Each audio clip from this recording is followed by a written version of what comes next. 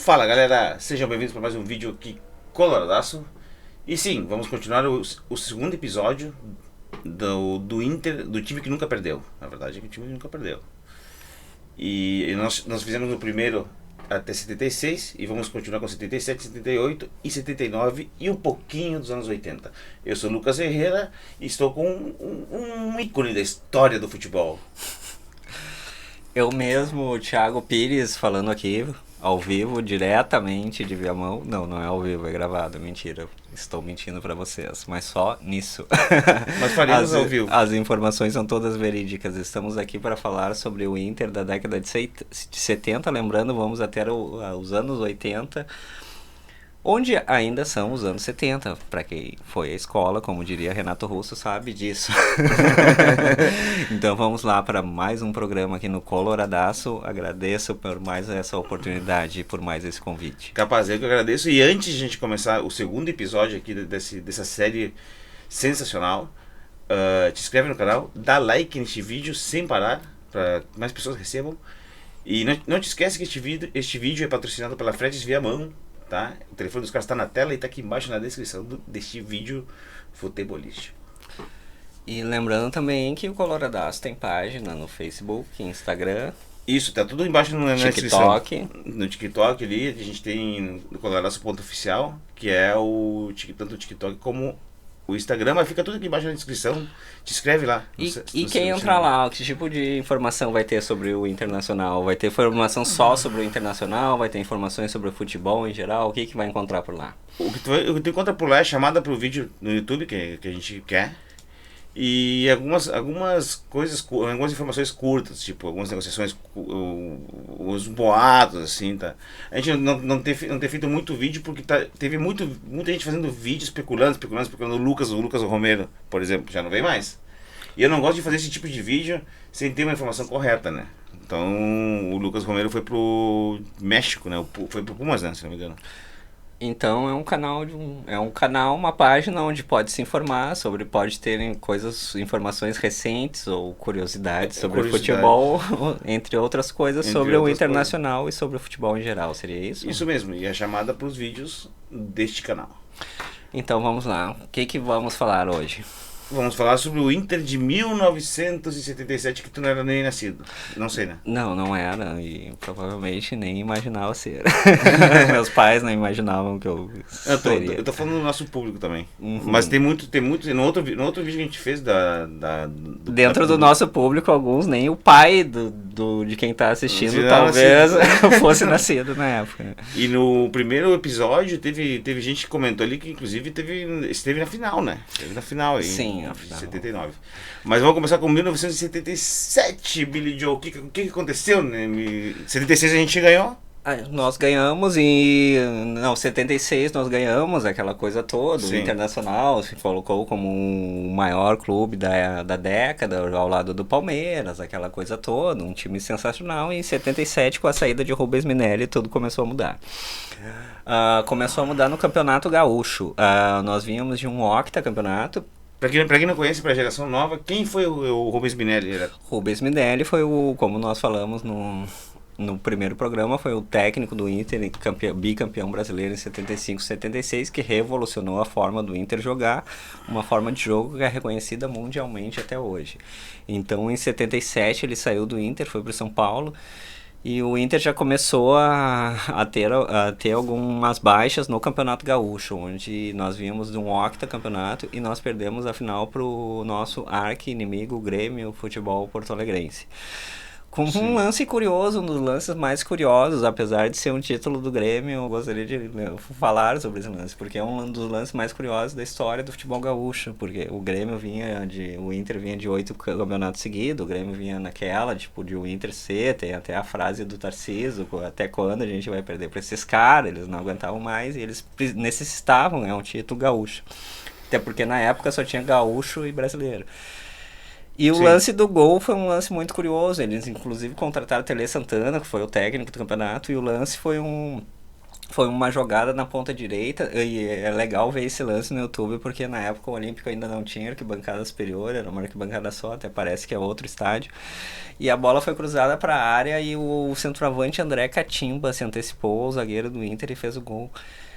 E o fato histórico desse lance é a comemoração. Você lembra a comemoração que o Alex Rafael, o Super Alex, fazia? Que ele dava uma pedreira. Sei. Ele tentou fazer exatamente a mesma coisa, só que ele errou o tempo e caiu de cara no chão. Bah. Machucou o braço e teve que ser o jogo. Só que ele acabou fazendo o gol do título do Grêmio, que acabou interrompendo a nossa hegemonia regional. E ali foi um início de ano fraco já, perdendo a hegemonia regional.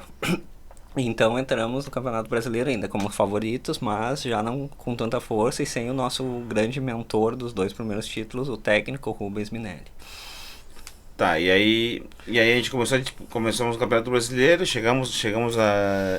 O Campeonato Brasileiro, nessa época, era muito inflacionado, tinha muito inchado, mas a gente foi mal, assim, nós fomos eliminados já nas primeiras fases, e o fato curioso é que o campeão desse campeonato foi exatamente o São Paulo, treinado por Rubens Minelli. Pela primeira vez, um técnico na história do futebol brasileiro era tricampeão nacional de forma consecutiva e ainda por cima 2 clubes diferentes. O único que conseguiu esse feito foi Muricy Ramalho com São Paulo entre 2006 a 2008, mas treinando a mesma equipe. Mas é uma façanha, né? Ganhar Sim, é uma façanha. Aí ele ganhar é uma briga. E tanto pelo fato dele ter sido campeão, quanto o fato do Inter ter feito uma campanha muito abaixo da expectativa, no fim das contas acabou valorizando o trabalho dele, porque sim, ele foi o campeão. E depois só saindo um pouquinho da pauta e não saindo, né? O Rubens Minelli, ele treinou algum outro time depois Sim, ele ganhou alguma coisa a mais? Ele fez alguns trabalhos bons no próprio Coritiba, depois ele fez trabalhos bons no Grêmio também, no final da década de 80, mas ele nunca mais se colocou, após a década de 70, como um técnico top, assim. Ele sempre... Ele tinha uma história de técnico top, mas ele nunca... É aquela coisa do revolucionário, tipo, chegou um momento que ele foi tão revolucionário que as pessoas... Se revolucionando também. Queriam que ele colocasse coisas revolucionárias, só que chegou um momento que o que ele fazia que era revolucionário já não era mais revolucionário, era comum, então ele não conseguia tirar muito mais do que ele tirava no início. Time. Não, beleza. Então em 77 a gente teve, começamos mal, perdendo o Gauchão depois de 8 anos seguidos, né? Sim. Perdemos o Gauchão pro nosso arquirrival, o Grêmio. Que vai cair de novo, hein? Tô achando.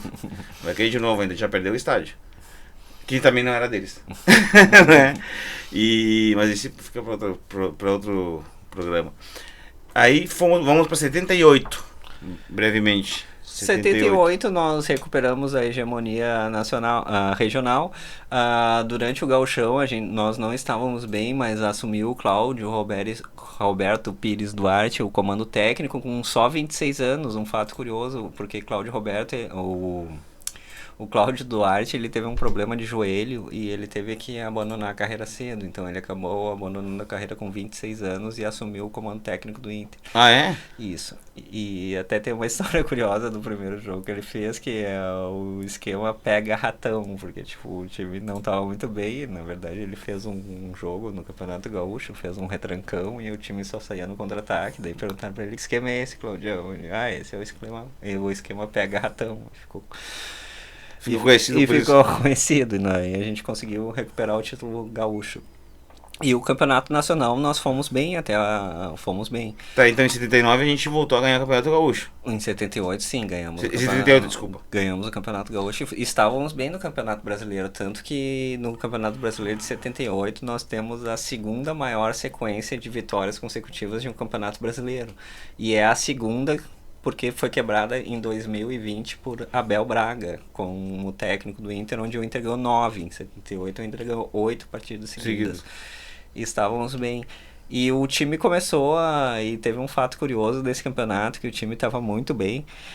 E teve o jogo contra o Guarani no Beira-Rio, que foi um jogo meio divisor de águas, que mostrou que o Inter não podia ser campeão, mas só que tinha times que poderiam bater o Inter, que foi a história do trio de com o jogo contra o Guarani, que tinha o trio de ataque, que era Capitão, Careca e Bozó.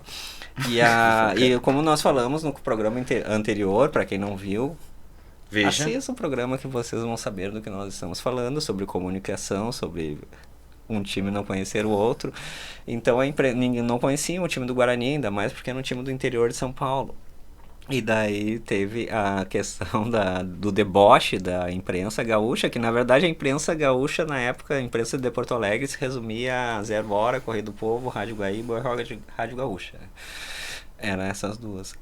Debocharam do ataque do Guarani e o Guarani meteu 3-0 em nós com um ataque Careca, capitão e Bozó. Careca que só que não eram conhecidos ainda, que não eram conhecidos. Aí depois começaram a ser conhecidos. Careca, pra quem conhece um pouco, é um dos maiores centroavantes da história do futebol brasileiro. Sim. Amigo do Maradona. Sim, se consagrou junto com o Maradona. Uma boa parte da fama dele ele deve ao Maradona. Mas ele jogava muito também. Jogava, mas com uma parceria dessas também mas foi, dá um up, né? O Maradona comenta que ele já tava no Napoli, né, o Careca, né? E quando o Maradona chega lá, o Careca foi o primeiro a receber ele. Porque naquela época tinha uma discriminação, assim, com o jogador estrangeiro, né? Sim, até porque na Europa, até hoje, na verdade, tem esse limite, que é um limite de... Alguns países são 13 e outros são 5, como é no Brasil, mas como a Europa tem a questão da União Europeia, passaporte comunitário, então, por exemplo, se o cara então, tem um passo de qualquer... Por isso que é muito jogador brasileiro que tem cidadania, que é neto de italiano, por exemplo, consegue jogar fácil na Europa por causa do passaporte. O passaporte que é da União Europeia. Sim, daí perdemos esse jogo e ainda fomos bem, fomos até a semifinal do campeonato, com o Claudião ainda de técnico, e acabamos perdendo a semifinal para o Palmeiras. Perdemos o primeiro jogo por 2-1 em São Paulo, no Morumbi, e o segundo jogo, empate de 1-1 no Beira-Rio. E acabamos perdemos o título com um grande time, mas só que tinha times melhores, tanto que o Guarani, que foi o time debochado pela imprensa gaúcha, acabou sendo campeão com ataque, capitão, Careca e e tu te lembra do time do Guarani, além de ter esse ataque poderoso ali? Quem é o técnico? Eu não vou lembrar. Tu te lembra? Não. A zaga deles era boa, né? É que na verdade é que esse trio é que é o que chama atenção assim no time. Na verdade eu não. Você fazia muito gol. Esse né? é um time que eu não conheço muito. Assim. Mas a gente tava aqui falando do Inter, né? E aí passamos 78 e vamos para 79. Né? Vamos para 79 e 79 começa péssimo. Na verdade a gente o Cláudio Duarte saiu e assumiu e colocaram um técnico revolucionário, inovador também, novamente no comando, que foi muito mal no Campeonato Gaúcho.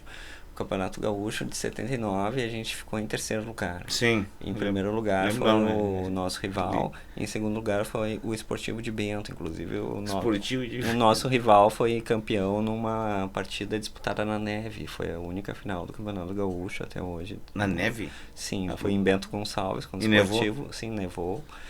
E eles foram campeões, nós acabamos 13 pontos atrás deles, o que hoje já é uma diferença grande, imaginem na época onde a vitória valia só 2 pontos. Então foi um campeonato terrível, ter perdido para o Grêmio, ter perdido a hegemonia mais uma vez. E após o término do Campeonato Gaúcho, tudo foi revisto, tudo foi modificado. Então, a primeira mudança foi a comissão técnica, que foi contratado o Enio Andrade para técnico e Gilberto Tim para preparação física, porque era outra coisa que estavam vendo que estavam comprometendo o Sim, a direção tomou uma atitude, tirou aquela galera fez uma técnica mudança. E botou outra galera técnica. Sim. E aí fomos para o campeonato de 1979. O glorioso 1979. O campeonato de 79, nós estamos discutindo ali a informação que eu sempre tive, fora que é um campeonato de 96 clubes, mas pelo que nós pesquisamos, foi um campeonato com 94 clubes. Aí estava até comentando sobre a frase da época que tinha: quando a Arena vai mal, mais um clube do Nacional. Foi assim que chegamos a um campeonato brasileiro de 94 clubes. Para quem não sabe, a Arena era o partido da ditadura militar, era o partido que comandava o Brasil. Então, quando alguma coisa estava mal, para agradar uns e outros, eles colocavam mais um time do Nacional, assim como eles faziam muitas coisas para agradar. Faziam uma politicagem barata. Digo assim, bom, e aí a gente começamos perdendo dentro do gauchão, o Grêmio ganha em cima do Esportivo de Bento, né? Isso? Isso. Na neve. Na neve. Mas a neve serviu com um Só balde um de água detalhe, fria pro Inter pra acordar. alguns colorados podem estranhar, o cara tá falando do Grêmio, não, mas é que o Grêmio é um time com história, nosso rival, mas eles também têm a Claro. história, nós temos a história, tipo, mas nós somos maiores que eles Da nossa história. na história, tipo, eu acho que nossa história é mais bonita, mas isso não podemos desconsiderar que o nosso rival tem uma história também. Claro, tem uma história grande também. E uma coisa que a gente esqueceu de falar, ou não sei se falamos, que o Inter começou a ganhar e a ter relevância no time, porque começou a contratar jogadores negros, tá ligado? Isso na década de 30. Na década de 30, é que o time veio meio que sendo montado lá Sim. atrás, até chegar num Sim. time como chegou na década de 70, né, cara? Sim. Inclusive até o Inter começou com esse negócio dos canela preta, né? Sim, o Canelas Pretas tem a história do campo dos Canelas Pretas, que foi um campo de várzea aqui de Porto Alegre, que era uma liga alternativa, que era uma liga só de negros, porque os negros não podiam jogar o campeonato dos brancos. Então tinha uma liga paralela que era as Canelas Pretas, mas o Inter virou o clube do povo, o clube dos negros a partir da década de 30, quando começou a ter jogadores negros que jogavam pelo Internacional. E que se destacavam também. Sim. E aí o Grêmio parece que demora uns 20 anos para contratar o primeiro negro. O né? Grêmio teve alguns bugres, alguns índios e alguns mulatos, alguns pardos que jogaram no Grêmio até a década de 40, por aí. Mas eu já ouvi falar, por exemplo, eu nunca li o livro da história do Grêmio escrito por Davi Coimbra, mas eu vi um comentário sobre o livro da história do Grêmio escrito por Davi Coimbra, onde o Davi Coimbra diz que o Grêmio institucionalmente era um clube racista, e para quem não sabe, o Davi Coimbra era gremista. Tipo, isso eu sei porque quem falou essa informação foi Kenny Braga, que foi colega do Davi Coimbra durante anos, e falou, o Davi Coimbra é gremista e escreveu isso sobre o Grêmio, por exemplo.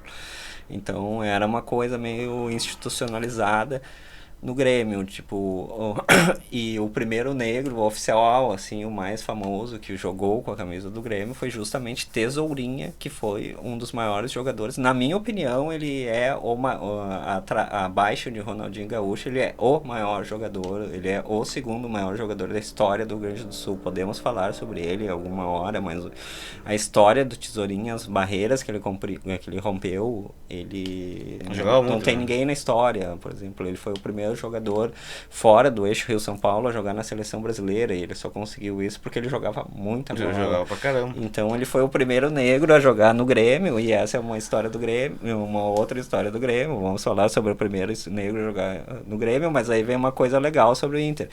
O Tesourinha, quando foi contratado pelo Grêmio, ele falou: eu nunca vou fazer um gol em Grenal. E ele nunca fez um gol em Grenal pelo Grêmio. Ué? Ele não batia pênalti, ele não fazia gol em Grenal. Ele nunca fez um gol contra o Internacional, porque ele era colorado. Ele jogou no Grêmio por circunstâncias. Tu falou uma coisa bacana que eu me lembrei agora. Naquela época, quando o Inter contratou os jogadores negros que começaram a ter relevância de São Paulo e Palmeiras, queriam pagar muita grana para os caras não queriam sair do Inter, né, cara? Sim. Então isso que nos identifica com esse negócio que o cara ele quer jogar no Inter. O cara que vem pro Inter, ele tem que querer jogar no Inter. Senão a gente nunca ganhou nada assim. Sim. Com os jogadores fora disso. E aí o Inter trazendo essa galera ali, a galera dos negros, né? Por isso ele se tornou o Clube do Povo, né? Um clube do povo, e por exemplo, e com maioria dos negros torcendo para o Inter. Tipo, é que às vezes falam assim, o Inter tinha o time maioria negra, mas dentro da realidade da onde a gente mora não é possível isso, porque tipo, onde a gente mora a maioria é branca. Sim. Nós temos uma percentual negro baixo em relação a outros lugares do país. É alto, mas é baixo em relação a outros lugares do país. Então, por exemplo, se o Inter tivesse só toda a torcida negra, o Inter não seria a maior torcida. Então, tipo, era a grande parte da torcida negra torcia pro Inter, mas também, tipo, até por uma questão de proporção, a maior parte da torcida do Inter era branca também, tanto que até hoje os líderes do Inter, comandantes e conselheiros são de maioria branca, né? Sim. Que não serve pra nada, né, conselheiro. falando a grosso modo. Voltando para 1979, a gente começa o Campeonato Brasileiro. Começamos o Campeonato Brasileiro como um time comum, porque tínhamos feito um fiasco. Porque já não éramos favoritos. Já não éramos os favoritos. Como tínhamos feito um fiasco, o Enio Andrade ali, tentando ajeitar o time. E começamos muito bem. Começamos vencendo, E o ponto de... A nova comissão técnica arrumou o time. Arrumou o time e o ponto de segurança do time, o ponto que mostrou que o time poderia alguma coisa foi o Grenal. Em uma das primeiras rodadas, onde a gente venceu o Grêmio por 1-0 com gol de falta de Jajá, do Príncipe Jajá, e o goleiro do Grêmio era o Manga na época. Então o Manga já em fim de carreira, com mais de 40 anos, estava no Grêmio. Então a gente ganhou um Grenal após ter perdido o Campeonato Gaúcho daquela forma, contra o Grêmio, com o Manga no gol, com o gol do Jajá, e ali deu uma impulsionada no time para as fases posteriores, para nós seguirmos, e o time foi ganhando e foi empatando e foi ganhando e ganhando e ganhando e nunca perdendo, e chegou até as fases finais e aí na semifinal acontece, daí temos as quartas de final. As quartas de final, né? Quartas de final contra o Palmeiras, que é o que nós vimos também no outro programa. Eram os dois times da década, que os dois eram bicampeões e foram fazer a semifinal ali, tipo, ainda teríamos o 1980, mas ali quem fosse campeão seria o clube da década. E então foi um jogo sensacional no Morumbi, as quartas de final, Inter e Palmeiras. O Palmeiras saiu ganhando, o Inter empatou, o Palmeiras fez 2-1 e o Inter virou o jogo com 2 gols de Paulo Roberto Falcão. Terminou 3-2. Ganhamos de 3-2 e fomos para a semifinal. A semifinal seria disputada contra o Atlético Mineiro, que não compareceu que fez um... Perdendo por WO. Isso, fez uma confusão, porque eles queriam jogar uma partida mais em casa, só que eles não tinham o handicap, eles não tinham o ranking para jogar, eles tinham menos pontos que os outros times. Eles criaram... na verdade protestaram por isso e não jogaram, né? E não jogaram. E para quem não sabe o que é WO, é quando tu não te apresenta para jogar. Aí tu perde automaticamente pro WO. E o que significa WO? Não sei. Falta de oponente ou fim de jogo. Não, achei que tu estava perguntando das siglas. Sim, as siglas eu não sei porque são em inglês, né? Sim, WO. é isso. Mas o WO existe no xadrez, existe em qualquer esporte ali, quando tu não te apresenta, quando o time não se apresenta para jogar, ou também abandona a partida no meio do jogo, como já aconteceu em algumas partidas, tu perde por WO e os pontos são entregues ao time rival, né? Então o Atlético perdeu por WO para a semifinal e nós fomos para a final com o Vasco da Gama, que era um time massa. Que era um bom time, tinha ganho a semifinal contra o Coritiba. Como era um campeonato inchado, nós tivemos, por exemplo, o campeonato de 75 teve uma final entre Coritiba e Bangu, tudo por causa do regulamento, porque os times grandes vão indo e acabam...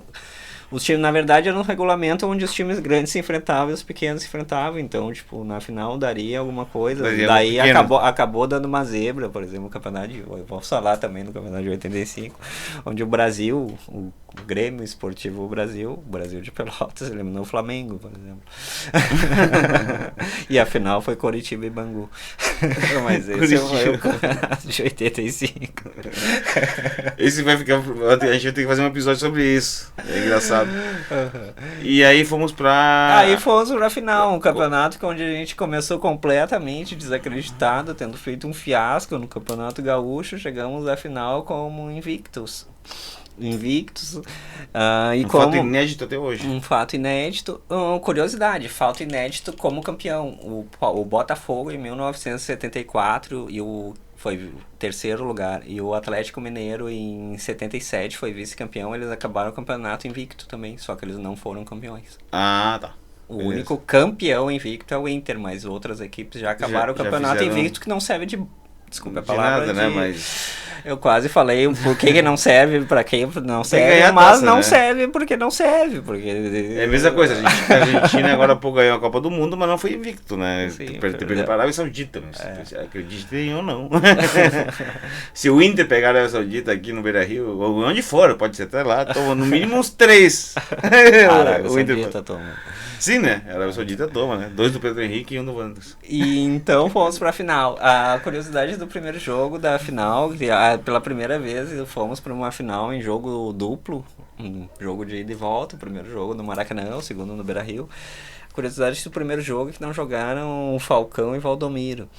E no lugar de Bah, Valdomiro entrou Chico Espina. Chico Espina era um maldito dentro do Internacional. Chico Espina era considerado um jogador muito abaixo. Ele era um jogador veloz, mas ele não correspondeu. Ele foi, era ruim. era ruim. Essa era veloz. Entrou porque tinha que entrar no jogo. Não tinha outro. E como ainda aquelas noites que só os deuses do futebol podem proporcionar, Chico Espina acabou fazendo 2 gols no jogo de ida no Maracanã. E o Inter acabou vencendo de forma fácil. O Vasco, que tinha um bom time, tinha o Leão, tinha o Roberto Dinamite, tinha mais alguns caras ali, Os caras bons, né, cara? mas não deu conta do recado. Então a gente acabou o primeiro jogo já com um jogo de volta quase resolvido, assim, só pra cumprir tabela e pra erguer a taça dentro do nosso estádio. E até porque no segundo jogo o Vasco estava meio desanimado já, né? Já sabendo que não, Sim, podia, não já- poderia bater o Inter Já de jeito perdeu, nenhum, já né, cara? não sabia como bater, então acabou o primeiro jogo e fomos para o segundo jogo. Então, com relação ao Campeonato de 79, é isso. E vamos falar um pouquinho de 80? Tá, ainda tem a final de 79. Ah, tem a final? Não acabou, não acabou, não acabou. Sim, ainda Então, a na final, jogo de volta da final, Isso. aí no Beira-Rio, mais uma vez, com quase 90 mil pessoas. O Inter. Na aí, época tinha capacidade de Beira-Rio pra... aí o Inter voltou a ter Falcão e Valdomiro, entrou em campo com Benítez, João Carlos, Mauro Pastor, Mauro Galvão e o lateral esquerdo, não me recordo. Batista, Falcão, Jair, Valdomiro, Biraburro e Mário Sérgio. O time entrou assim, foi um jogo fácil, ganhamos de 2-1 com gols de Jajá e Falcão. E ali fomos campeões e pela primeira vez na história do Campeonato Brasileiro uma equipe se consagrava campeã invicta. É por isso que é o time que nunca perdeu. Sim, e de forma ganhou, né? E de forma inesperada. Em nenhum momento se imaginava aquilo e nós chegamos à final e fomos campeões invictos e o primeiro time a ser tricampeão do Nacional. E até hoje ninguém nos superou nesse quesito, né? Ninguém nos igualou. Porque todo igualou, mundo né? que virar, alguém pode conseguir, mas só vai nos igualar. Superar, ninguém vai superar. É verdade. E tá, pra gente finalizar essa década, o que aconteceu nos anos 80 com o Inter? Que já tinha sido campeão em 79, já teoricamente já tinha uma base de um time bom. 80 podemos falar, a gente pode falar rapidamente sobre os anos, sobre 1980, que é o último ano dos anos 70, rapidamente sobre o fato que finalizaria o ano como uma maior década da história de um clube, talvez. Porque em 1980, nos anos 70 os clubes brasileiros não cobiçavam tanto a Libertadores, assim, porque era difícil jogar Libertadores, questão de locomoção, jogar contra os times argentinos e uruguaios, principalmente, era difícil. Então nunca se deu muito valor. Então em 1980 o Inter foi disputar a Libertadores, conseguiu chegar na final Pela primeira vez. pela primeira vez na história houve um empate no Beira-Rio em 0-0 e a gente perdeu no Estádio Centenário em Montevidéu por 1-0 e acabamos perdendo o título. E um fato curioso sobre Sobre o jogo. sobre essa final é, como eu falei, não se dava tanta importância para a Libertadores, mas se dava bastante importância para o Campeonato Regional. E o Inter teve 3 dias antes de jogar a primeira partida final contra o Nacional, uma partida contra o Esportivo, se não me engano, de Bento, no Beira-Rio. E o Inter não poupou jogador. O Inter jogou um jogo de gauchão antes de um jogo de Libertadores. E quando chegou no jogo diz que o time rival que o Inter jogou, eu não vou afirmar que é o Esportivo, senão estaria sendo injusto. Sim. Mas sentou-lhe a bota, bateu muito. Os jogadores do Inter sendo machucados, sendo lesionados, sendo com pancadas. Então chegou para a final da Libertadores completamente desgastado. Então isso não seria afirmativo que nós ganharíamos caso tivesse poupado jogadores, mas os jogadores entrariam em condições melhores, principalmente no jogo de ida, até se hoje com os times uruguaios sendo fracos ou muito abaixo dos brasileiros já é difícil jogar no Uruguai contra eles, imagina. Sim, claro. Eles com um grande time, então a gente acabou perdendo. E a curiosidade é que a final do Mundial desse ano foi entre Nacional e Nottingham Forest da Inglaterra. Nós seríamos poderíamos ter sido campeões mundiais contra o Nottingham Forest da Inglaterra. E esse foi o desfecho de... E quem ganhou a final? Foi o Nacional. Nacional? E esse foi o desfecho da década de 70, que foi a década mais vitoriosa da história do Inter, em termos nacionais, regionais, em tudo, porque depois nós tivemos meia década de 2000 e meia década de 2010, então ficou dividido, assim, num espaço de 10 anos, nós tivemos mais título, entre 2006 até 2015, ali. Mas só que dentro de uma década, a década de 70 foi a mais vitoriosa. Foi a mais vitoriosa do nosso time. Bom, para finalizar, tu tem algumas palavras para dizer para nossos queridos telespectadores? Assistam aí, curtam, se gostarem, compartilhem. Eu acho legal compartilhar aí, compartilhe, mostre para os amigos colorados, coloradas, mostrem para os amigos que simplesmente gostam de futebol. Porque aqui a gente vai falar sobre futebol, como mesmo eu falei, por exemplo, eu falei algumas coisas da história do nosso rival, porque tudo é história. Mostre futebol, para os amigos gremistas história, também, como o Inter foi o maior da década de 70. E se houver alguns pedidos, nós podemos falar sobre o Grêmio, o futebol porto-alegrense, sem problema nenhum e de forma séria, sem deboche. Aqui inclusive também a gente está preparando um vídeo sobre o Grêmio, hein? Sobre uma torcida do Grêmio aí. Um tema bem polêmico. Tema polêmico e mais sério. Então, te inscreve no canal, não esquece, se inscreve no canal, curte, compartilha este vídeo. Não te esquece que este vídeo é patrocinado pela Fretes Viamão. O telefone dos caras tá ali na tela e está aqui embaixo na descrição. Todas as nossas redes sociais estão aqui embaixo. Não se esqueça que o primeiro episódio está no canal. E também, se tu não quiser ver a nossa linda cara, também está no Spotify. Tu pode ouvir este episódio no Spotify e só escutar. Muito obrigado pela audiência, um grande abraço a todos e comentem aqui embaixo. Comentem o que vocês acharam do vídeo e se tiverem alguma dúvida a gente responde se a gente souber. Bom dia, boa tarde, boa noite, coloradaço. Até o próximo vídeo. Fomos!